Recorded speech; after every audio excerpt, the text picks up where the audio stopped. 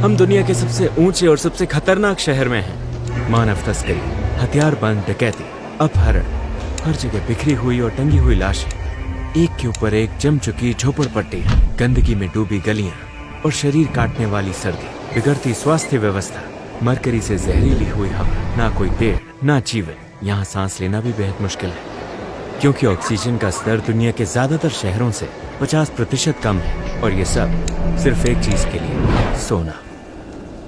अब हम शहर के बीचों बीच हैं। हर तरफ कचरा फैला हुआ है। ज्यादातर लोग यहाँ हमेशा के लिए नहीं रहते। यहाँ रहना नामुमकिन है। लोग 2-3 हफ्तों के लिए आते हैं, सोने की तलाश करते हैं और फिर चले जाते हैं। अब हम शहर के अंदर हैं। जाहिर है हमें अपनी सुरक्षा चाहिए, इसलिए पुलिस हमारे साथ रहेगी। हम एस्कॉर्ट करने के लिए हम उन्हें पैसे देंगे। देखो ये पानी कितना गंदा है। ये जहरीले मरकरी से मिला हुआ है और भले ही हम एंडीज में हो, यहाँ की हवा बिल्कुल साफ नहीं है, जबकि इतनी ऊंचाई पर हवा शुद्ध होनी चाहिए। यहाँ मरकरी का इस्तेमाल पत्थरों से सोना अलग करने के लिए किया जाता है। ये बोर्ड कह रहा है खतरा, दूर रहें। कुछ मॉरिटानिया की खदानों जैसा ही मरकरी को दुनिया भर में बैन किया गया है क्योंकि ये बेहद जहरीली होती है। ये हवा में उड़ जाता है और पूरे इलाके को प्रदूषित करता है। पानी और नदियाँ जहरीली करता है और हमारे शरीर में प्रवेश कर जाता है। इस झील का रंग देखिए, ये सिल्वर मेटेलिक जैसा है, जैसे कोई आईना। मरकरी की वजह से यहाँ हर जगह होटल्स दिखाई देते हैं क्योंकि कई लोग अपनी किस्मत आजमाने और सोना ढूंढने आते हैं। 3-4 हफ्ते रहते हैं और किसी होटल में रहते हैं, इसलिए यहाँ हर जगह होटल्स हैं। यह है गोल्ड एक्सचेंज शॉप्स, वो यहाँ बहुत कॉमन है। आपको बहुत सी दुकानें दिखेंगी जिन पर ओरो लिखा होगा। यहाँ आप अपना सोना बेचकर कैश ले सकते हैं। हम अंत में ऐसी दुकान पर जाएंगे, तो हमारे साथ बने रहिए। हमारे साथ 4 पुलिस वाले हैं और अब हम सोने की खान की ओर बढ़ रहे हैं। अभी हम समुद्र तल से लगभग 5100 मीटर की ऊंचाई पर हैं और हम और ऊपर चढ़ते रहेंगे। हाँ, कैसे हो? Good morning. कोका के पत्ते, इतनी ऊंचाई पर हमें कोका चबाना पड़ता है। ये ऑक्सीजन जैसा है, एक तरह का फिल्टर जो हमें खदान तक चढ़ने की ताकत देता है। जैसे जैसे हम ऊपर जाएंगे दबाव बढ़ता जाएगा। ये आदमी शहर में सबसे मशहूर है और सबसे ज्यादा सोना यही निकालता है।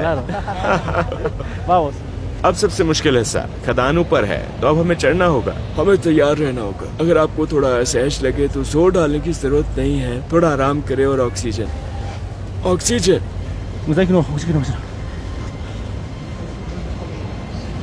मुझे पानी चाहिए।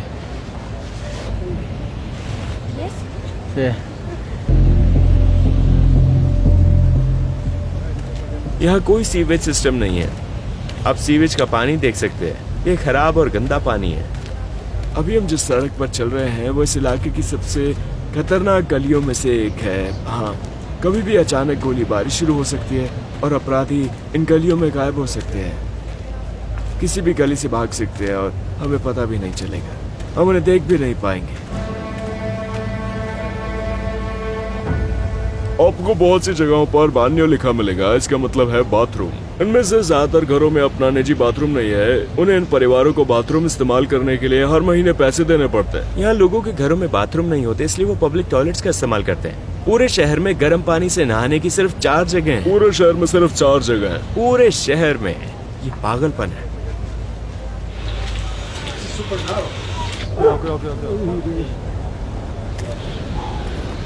मेरा ब्लड ऑक्सीजन लेवल 73% है, यानी अब मैं डेंजर जोन में हूँ।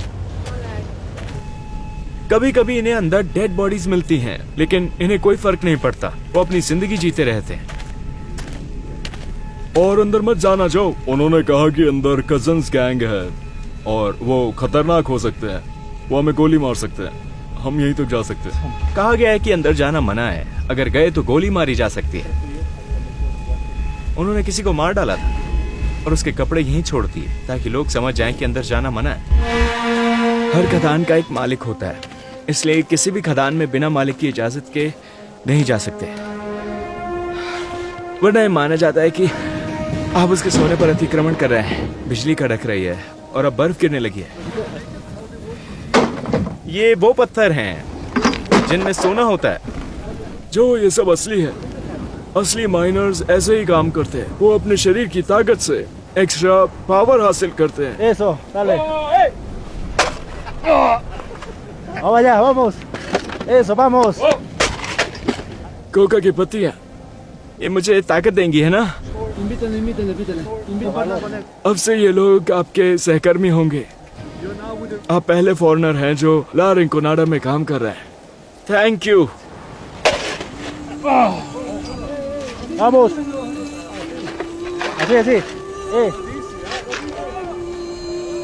Vamos. Para allá.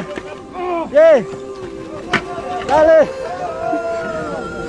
ये बहुत मेहनत वाला काम है दोस्त, सच में मेहनत है। हमारा एक माइनर दोस्त हमें अपनी खदान में ले जा रहे हैं। अब मामला सीरियस हो रहा है। अब हम वाकई अंदर जा रहे हैं। ये पागलपन है।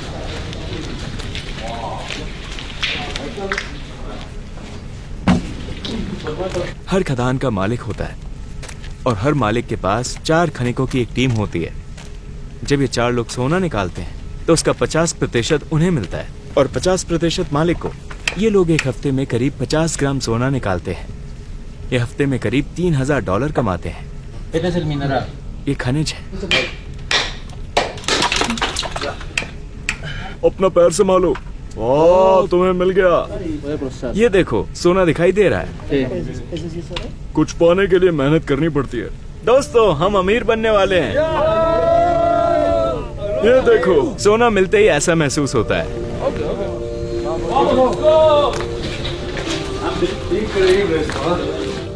ये है ला रिंकोनाडा के सभी माइनर्स के बॉस। आज आपको ये देखने का मौका मिला कि हम रोजाना कैसे काम करते हैं। हमने देखा कि अंदर से सामग्री कैसे इकट्ठी की जाती है और ये भारी सामान बाहर लाना वाकई बहुत मुश्किल है।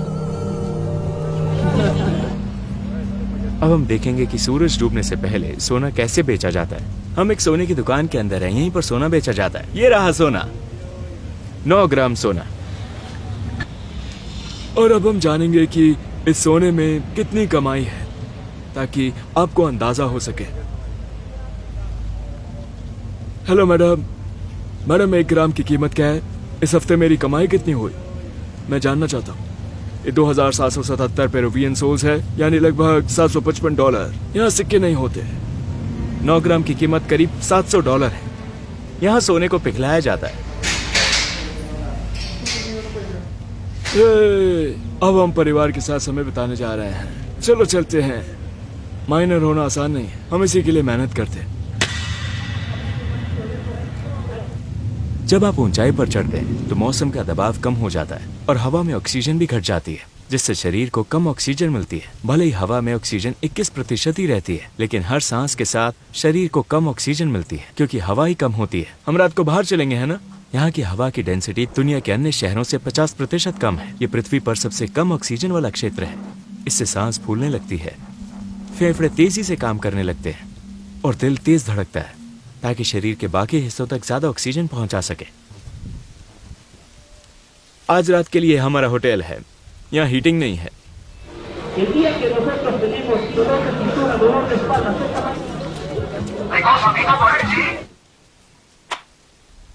जैसे जैसे रात होती है, शहर का चेहरा बदल जाता है।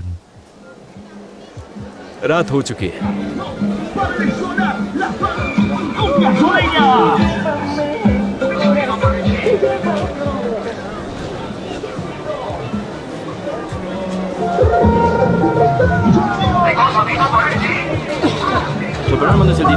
ये बहुत खतरनाक है। पुलिस कहती है कि रात को बाहर जाना बहुत खतरनाक है, क्योंकि 1 हफ्ते पहले वहाँ 2 शव मिले थे। उनकी हत्या हुई थी। बाहर करीब 100 लोग हथियारों के साथ घूम रहे हैं, तो पुलिस कोई जोखिम नहीं लेना चाहती। ये डरावना है। वहाँ 100 से ज्यादा हथियारबंद लोग छिपे हुए हैं।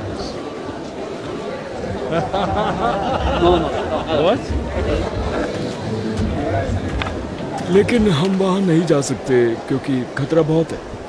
कैमरे से रिकॉर्ड किए जाने पर लोग आक्रामक हो जाते हैं। उन्हें फिल्माया जाना पसंद नहीं। यहाँ नाबालिग लड़कियों की तस्करी खूब फल फूल रही है। उन्हें अच्छी नौकरी का वादा करके पेरू और बोलीविया के अन्य शहरों से यहाँ लाया जाता है। यहाँ पहुँचते ही उनके आईडी छीन लिए जाते हैं और उन्हें बंधक बना लिया जाता है।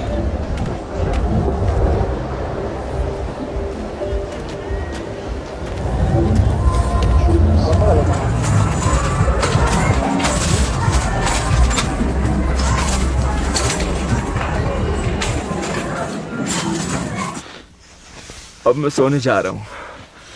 बहुत ठंड है, जमने जैसी ठंड है, कपा देने वाली ठंड।